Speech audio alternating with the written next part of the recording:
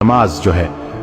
اس کی عادت کیسے ڈالی جائے، اور یہ جو 5 وقت کی نماز ہے، اکثر پیرنٹس جو ہے وہ میرے پاس آتے ہیں اور کہتے ہیں کہ ہمارے بچے جو ہے وہ نماز نہیں پڑھتے، تو اس کے اوپر بھی انہوں نے کہا مجھے کہ آپ ایک ویڈیو بنائیں اور بتائیں کہ کیسے نا مطلب اس کو نماز کی عادت کو پکا کیا جائے۔ تو رسول اللہ صلی اللہ علیہ وسلم کی ایک حدیث ہے جس کا مفہوم ہے کہ اگر لوگوں کو نماز کے فائدے کا اور امپورٹنس کا پتہ چل جائے تو دنیا میں کوئی شخص بھی نہ ماننے والا نہ رہے، یہ اتنی ضروری ہے۔ اور نماز دراصل اللہ کی یاد ہے۔ ہم جب یہ روزمرہ کے کاموں میں بھاگ دوڑ میں ہوتے ہیں تو اس بھاگ دوڑ میں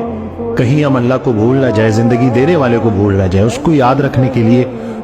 صبح اٹھے، فجر پڑھی، فجر پڑھنے کے بعد اپنے کام شروع کیے، مصروفیات میں بیزی رہے، پھر ظہر کا ٹائم آ گیا، پھر نماز پڑھی، پھر اللہ کو یاد کیا، پھر ظہر سے عصر تک اللہ کو یاد رکھا،